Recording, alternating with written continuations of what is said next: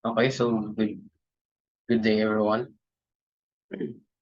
We are Group 4, and our topic that we will be discussing for today is all about aircraft electrical systems. And for our members are Pablo, Pablo, Christian ISIAH, and Montero ISIAH, John Andrew JABAO, Anthony Kyle CRUZ, BRYLLE Christian PEREYRA.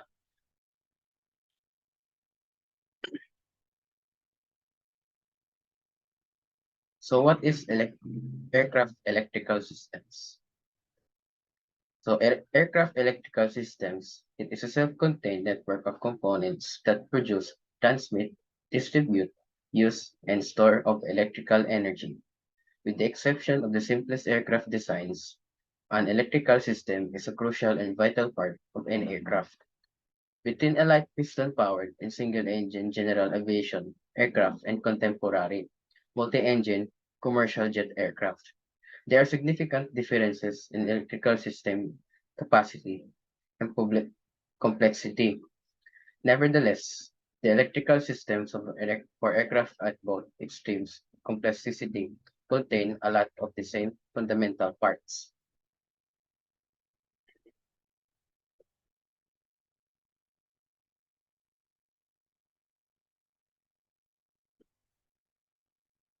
So I will discuss it part by part. Um, every component of an aircraft electrical system has the capacity to produce power. Electricity is generated by generators or alternators, depending on the aircraft. They are typically engine-driven, but can also be APU, hydraulic, or ram air turbine powered. The output of a generator is typically 115 to 120 volts, 400 Hz AC, 28 volts DC, or 15 volts DC. It is possible to use generator power straight away to change the voltage or type of current by passing it through transformers, rectifiers, or inverters. The output of the generator will typically be sent to one or more distribution buses. Individual components are powered from the bus with circuit protection provided by the wing integrated circuit breakers or fuses.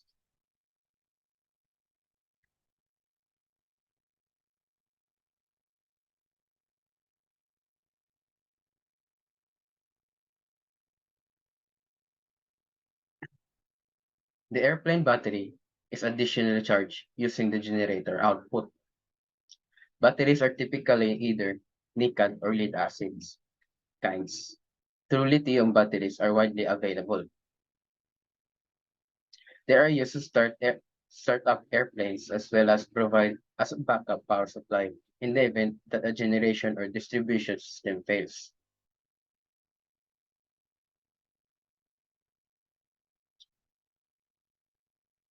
Facts. Most airplanes are equipped with either a 14 or a 28-volt direct current DC electrical system. The basic aircraft electrical system consists of alternator generator, battery master or battery switch, alternator or generator switch, bus bar, fuses, and circuit breakers, voltage regulator, ammeter, load meter associated with electrical wiring. Um, Next reporter, please.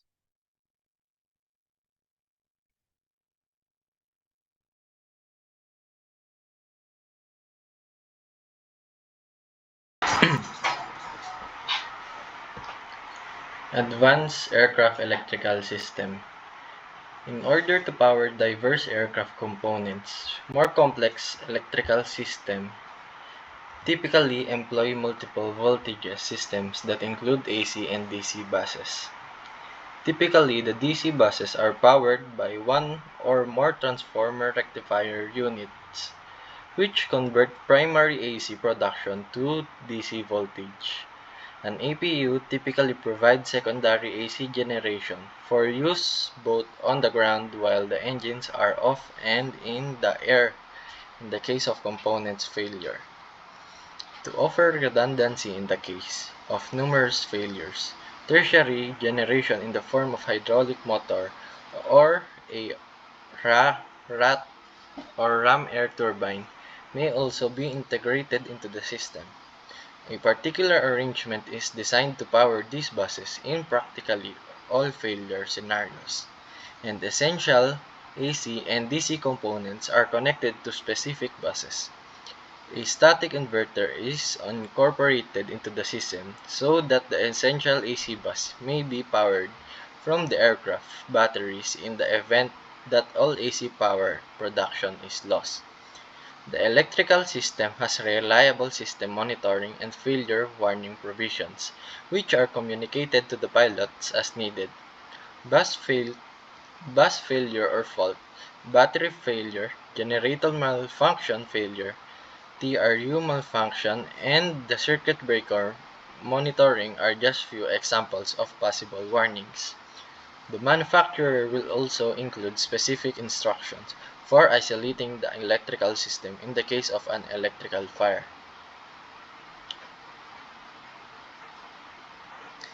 Advanced aircraft electrical system components like standby flight instruments and aircraft emergency floor path illumination have their own backup power supply and will continue to operate even if the whole electrical system fails in accordance with relevant rules. Provisions are virtually always provided for connecting the aircraft electrical system to a fixed or mobile ground power unit.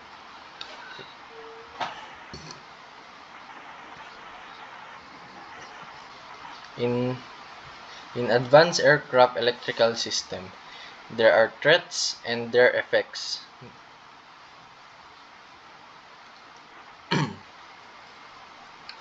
um, their number one threat would be the generator failure.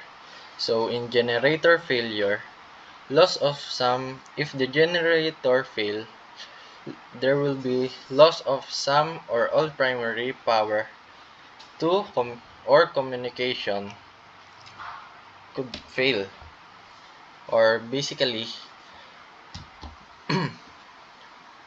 lahat ng primary power concentration or connection capability ay mawawala, like lights and yung desk, yung motherboard. Next one is bus failure, loss of all components and system powered by the failed bus. So if ang AC bus 1 ay mawawalan ng power, lahat ng nakakonect sa AC bus 1 ay mawawalan din ng power. So component failure, loss of individual components, electrical system fire, or potential loss of aircraft should the fire become uncontrollably, or loss of buses and system or components due to the fire or as a result of electrical isolation, produces smoke, and etc.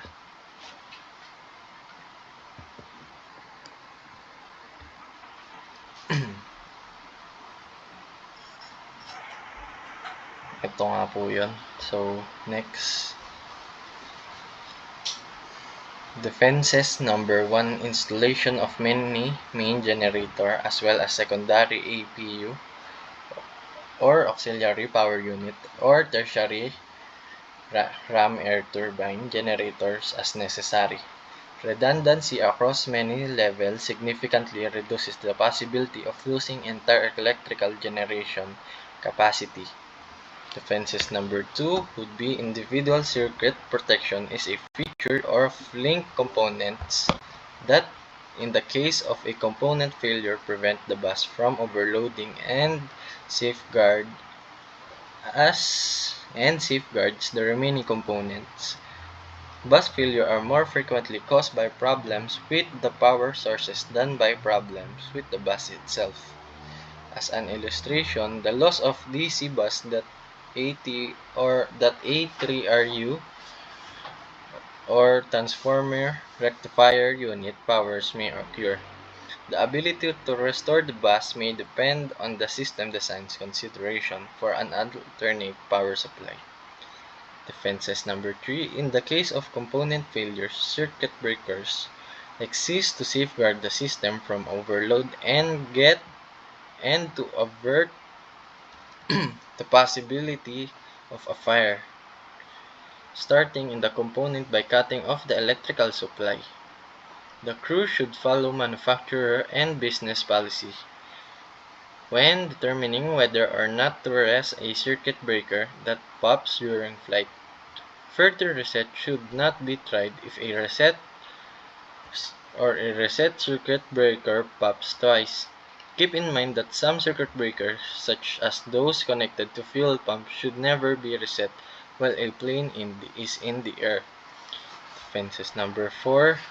When an electrical source is suspected to be source of smoke, fumes, or fire, QRH protocol should be promptly implemented along with an emergency diversion.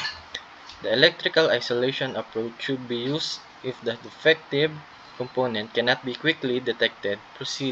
Procedures for eliminating smoke and fumes can become a necessary land quickly.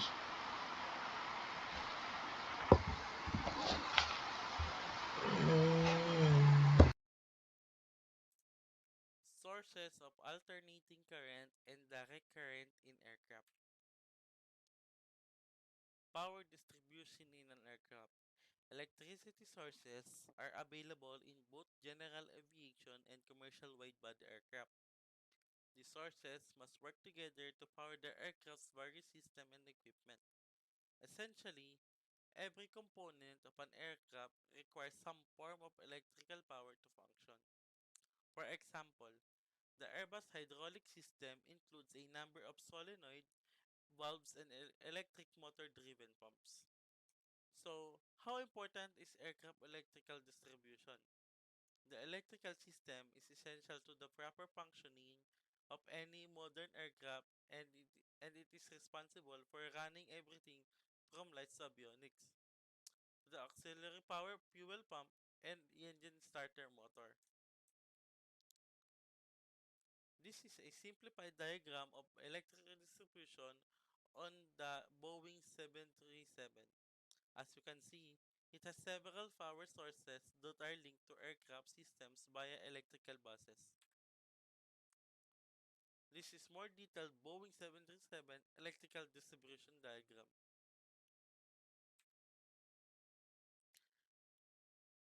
Generators. Used in conjunction with an aircraft battery, engine-driven generators are a primary source of electrical power in an aircraft. Generators can supply either direct or alternating current, DC or AC, as appropriate to the needs of an individual aircraft type. So, this is the most frequently asked question by many. Can a plane fly without a generator? Each of the two engines has two generators, making four in total. If one of these were to fail, first and foremost, nothing shocking would happen. The aircraft would continue to fly normally and the other three generators would continue to supply the aircraft systems demanding power. All aircraft electrical systems have components with the ability to generate electricity, depending on the aircraft. Generators or alternators are used to produce electricity. These are usually engine driven but may also be powered by an APU or auxiliary power unit, a hydraulic motor, or a RAT or also known as ram air turbine. Operation of generation.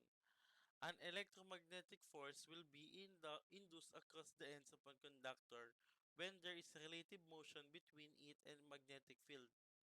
The induced voltage will take its greatest value when moving at right angles to the magnetic field lines and at least zero when moving along the direction of the field lines. An AC generator producing a single phase current. This is the example diagram of electromagnetic field generated at various angles.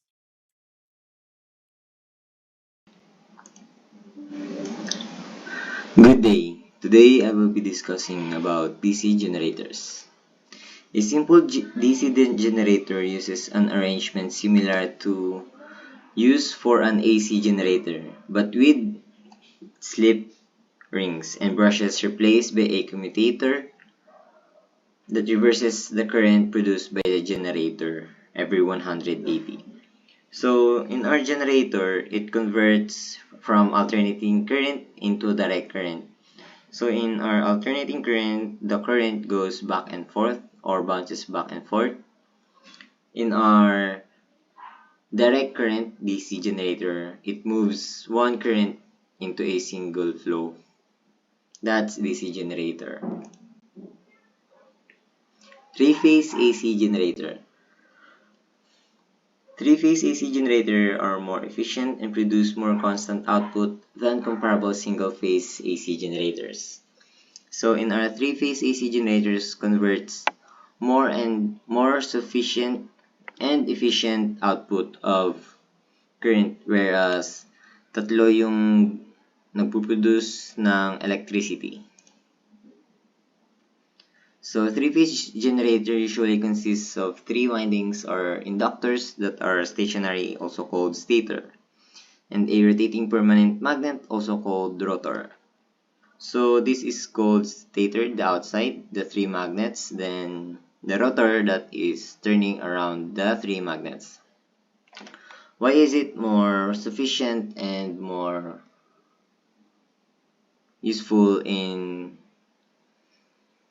generator? Because meron tayong tatlong magnet na nagpo-push and pull. So kapag pinupush nito yung north and pinupull agad yung south, so mas sufficient siya kasi mas madami yung rotors, mas maganda yung push and pull ng ating magnets, ng ating magnetic field.